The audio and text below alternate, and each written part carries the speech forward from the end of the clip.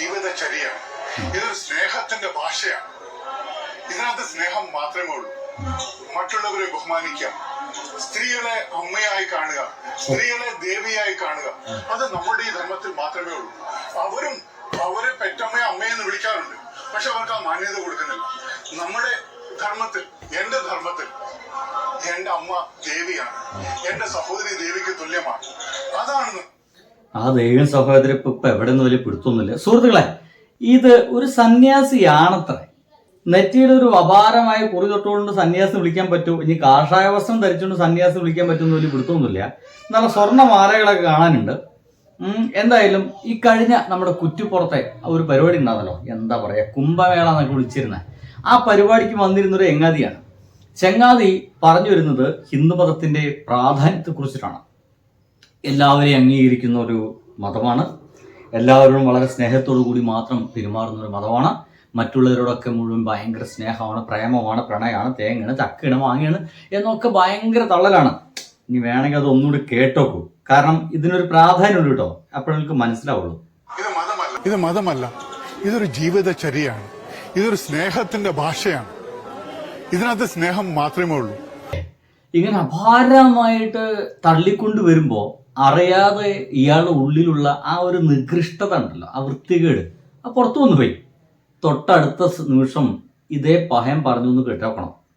ഈ ലോകം മൊത്തവും നിങ്ങൾക്കറിയാം, മറ്റു മതസ്ഥർ എന്ന് പറയുന്ന മറ്റ് മതസ്ഥർ എന്ന് എനിക്ക് അവരെ വിളിക്കാൻ കഴിയുന്നില്ല. അതൊരു ചിന്താരീതി മാത്രമാണ്. രണ്ടു തരത്തിലുള്ളവരെ കുറിച്ച് ചിന്തിച്ചാലും അതൊരു ചിന്താരീതി മാത്രം. മതസ്ഥർ എന്ന് എനിക്ക് അവരെ വിളിക്കാൻ ഒന്ന് കൊള്ളസംഘവും ഒന്ന് മറ്റൊന്നുമായിട്ട് ഞാൻ കാണുന്നുള്ളൂ. മതസ്ഥർ എന്ന് എനിക്ക് അവരെ വിളിക്കാൻ ഒന്ന് കൊള്ളസംഘവും ഒന്ന് മറ്റൊന്നുമായിട്ട് ഞാൻ കാണുന്നുള്ളൂ. കണ്ടില്ലേ, ഏതാണ് ഈ മറ്റുള്ളവര്? ഒന്ന് മാപ്പിളാരാണ് എന്ന് വെച്ചാൽ ഒന്ന് മുസ്ലിമാണോ, ഒന്ന് ക്രിസ്ത്യൻസ് ആണ്. അതിലത്തെ ഒന്ന് കൊള്ളസംഘാണത്രേ. ഇനി മാപ്പിളാരെയാണോ അതോ ക്രിസ്ത്യൻസിനാണോ കൊള്ളസംഘം എന്ന് വിളിച്ച് എനിക്ക് വലിയ പിടുത്തമൊന്നുമില്ല. ഒന്ന് പിന്നെ വേറെ എന്തൊക്കെയാണ് അത്. ഈ പറയുന്ന ഈ സന്യാസി എന്ന് പറയുന്ന വേഷം കിട്ടിയ ഈ മൊയന്തിന് വലിയ പിടുത്തമൊന്നുമില്ല. ഒന്നെന്തായാലും കൊള്ളസംഘാണ്. എൻ്റെ പൊന്നു സുഹൃത്തുക്കളെ, ഇതേ മനുഷ്യൻ തന്നെയാണ് ഒരു അല്പനിമിഷം മുമ്പ് തൻ്റെ ഈ വീഡിയോയിൽ തന്നെ പറഞ്ഞത് എല്ലാവരും ബഹുമാനിക്കുന്ന, എല്ലാവരെയോടും സ്നേഹത്തോടെ കരുതുന്ന, മറ്റുള്ള എല്ലാവരും ചേർത്ത് പിടിക്കുന്ന ഒന്നാണ് ഹിന്ദുമതം എന്നൊക്കെ പറഞ്ഞിട്ട് തൊട്ടടുത്ത നിമിഷം തന്നെ ഉള്ളിലുള്ള വർഗീയത അസലായിട്ട് പുറത്തു വന്നിരിക്കുക. എന്താ പറഞ്ഞേ? മുസ്ലിങ്ങൾ എന്ന് പറയുന്നത് അല്ലെങ്കിൽ ക്രിസ്ത്യാനികൾ എന്ന് പറയുന്നത് എന്താണ്? വെറും ഒരു കൊള്ള സംഘമാണ്. ഒന്ന് കേട്ടോക്കെ. അതുകൊണ്ട് തന്നെ അവർക്ക് ഈ ലോകം എമ്പാടും നോക്കിക്കഴിഞ്ഞാൽ അവരുടെ ആരാധനാലയങ്ങൾ എന്ന് പറയുന്ന ബിൽഡിങ്ങുകൾ ഇന്ന് നമ്മുടെ ധർമ്മത്തിന്റെ ആയിക്കൊണ്ടിരിക്കുകയാണ്. കേരളത്തിൽ മാത്രമാണ്. മനസ്സിലായില്ലേ? അവരുടെ ആരാധനാലയങ്ങൾ എന്ന് പറയുന്നത് ഒന്നൊക്കെ ചർച്ച ആയിരിക്കും, അല്ലെങ്കിൽ എന്താണ് മോസ്ക്. ഞാൻ ചോദിക്കുന്നത്, എവിടെയെങ്കിലും ഒരു ചർച്ചോ മോസ്കോ ഒരു ഹിന്ദുവിൻ്റെതായിട്ട് പിന്നീട് മാറിയിട്ടുണ്ടോ? മാറ്റിയിട്ടുണ്ട്. അത് നമ്മുടെ ഇന്ത്യയിൽ തന്നെ ഒരു മഹത്തായ ഒരു പള്ളി വിളിച്ചിട്ട് പിന്നെ അവിടെ ഒരു അമ്പലം പണിഞ്ഞിട്ടുണ്ട്. സംഗതിയുടെ കിടക്കട്ടെ, ചരിത്രമാണ്. എന്തായാലും അത് അവിടെ അങ്ങനെ കിടക്കുന്നുണ്ട്, ഒരു മാറാത്ത കളങ്കമായിട്ട് അവിടെ കിടക്കട്ടെ. പക്ഷേ ഇവിടെ പറയുന്നത് ലോകത്തെല്ലായിടത്തും ഉള്ള ഇത്തരം പള്ളികളും ക്രിസ്ത്യൻ ദേവാലയങ്ങളൊക്കെ എന്ത് ചെയ്യാണ്? മാറി ഹിന്ദു ക്ഷേത്രങ്ങളായി മാറിക്കൊണ്ടിരിക്കുക. അവരുടെ ആയിട്ടുള്ള ഈ ആരാധനാലയങ്ങൾ ഈ പറയുന്ന മനുഷ്യന് ദേവാലയങ്ങളെന്നോ ആരാധനാലയങ്ങളെന്നോ വിളിക്കാൻ ഇയാൾക്ക് തോന്നില്ല. ഇയാൾ പറയുന്നത് അവരുടെ ബിൽഡിങ്ങുകൾ എന്ന് മാത്രമാണ്. ഒന്ന് ആലോചിച്ച് നോക്കണം, എന്തൊരു മനസ്സാണ് ഇവർക്കൊക്കെ, എന്തൊരു നികൃഷ്ട വൃത്തികെട്ട മനസ്സാണ് ഇവർക്കെന്ന് ആലോചിച്ച് നോക്കിയേ. മാറ്റം വരാനുള്ളത് അതാകും. അതിന്റെ ഒരു തുടക്കമാണ് ഈ മലപ്പുറം എന്ന് പറയുന്ന സ്ഥലത്ത് നമ്മുടെ മുകുന്ദന്റെ നാമം ഉയരങ്ങളിലേക്ക് പോയിക്കൊണ്ടിരിക്കുന്നത്. അത് വന്നിരിക്കും, എനിക്ക് തീർച്ചയായിട്ടും ഉറപ്പുണ്ട്. എന്റെ മിത്രങ്ങളായ മറ്റു മതസ്ഥർ എന്റെ ധർമ്മത്തിലേക്ക് വരുന്ന ഒരു കാലമാണ് വന്നുകൊണ്ടിരിക്കുന്നത്. ഇത് ഞാൻ അവർക്കൊരു സ്വാഗതം ഒതുന്ന ഒരു അവസരമായിട്ടൂടെ ഞാൻ കണക്കാക്കുകയാണ്.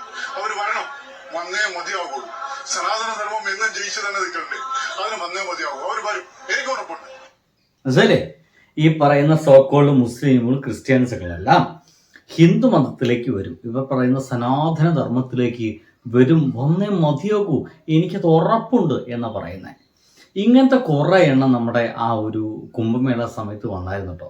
എന്തുകൊണ്ടാണ് ആ കുംഭമേളയ്ക്ക് ഉള്ള വീഡിയോകളൊക്കെ തയ്യാറാക്കുന്ന സമയത്ത് ഇങ്ങനത്തെ ഒരു സാധനത്തിന് എൻ്റെ മുമ്പിൽ കൈ കിട്ടിയില്ല, അന്ന് തന്നെ റിയാക്ട് ചെയ്ത് എന്തുകൊണ്ട് എൻ്റെ കയ്യിൽ കിട്ടിയില്ല എന്നപ്പോൾ ഞാൻ ആലോചിച്ച് നോക്കുന്നത്. ഒരു പക്ഷേ അവരിപ്പോൾ അടുത്തെപ്പോഴെങ്കിലും ആയിരിക്കും ആ ഒരു തീവ്രവാദ വർത്താനം കുറച്ച് കൂടുതലുള്ളതുകൊണ്ട് ഈ അടുത്തെപ്പോഴെങ്കിലും ആയിരിക്കും ഇതൊക്കെ വിട്ടിട്ടുണ്ടായിരിക്കില്ല. ഒന്ന് ആലോചിച്ച് നോക്കിയേ, ഇന്ത്യൻ സന്യാസി സമൂഹം എന്ന് പറയുന്ന ആളുകളെ നമ്മൾ ഇങ്ങനെയാണോ കണ്ടിട്ടുള്ളത്?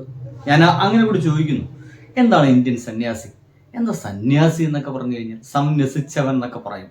പരിപൂർണമായിട്ട് എല്ലാം ത്യജിച്ചവൻ, ഒന്നിനോട് ഒരു ആസക്തിയുമില്ലാത്ത ഒരാളെ നമുക്ക് സന്യാസി എന്ന് വിളിക്കാന്നൊക്കെ നമ്മൾ കേട്ടറിഞ്ഞിട്ടുള്ളത്, വായിച്ചറിഞ്ഞിട്ടുള്ളത് അല്ലയോ? അതേ സന്യാസി വിഭാഗത്തിലാണ് എന്ന് പറയപ്പെടുന്ന ഒരാൾ പറഞ്ഞുകൊണ്ടിരിക്കുന്നത് ജാതീയമായിട്ടുള്ള വേർതിരിവുകളെ കുറിച്ചിട്ട്, മതപരമായിട്ടുള്ള വേർതിരിവുകളെ കുറിച്ചിട്ടാണ്. നമ്മൾ, അവർ എന്നൊക്കെ പറഞ്ഞുകൊണ്ടിരിക്കുന്നത്. ഒരു കാര്യം ഞാനെന്നടക്കം ഇയാൾ പറഞ്ഞു.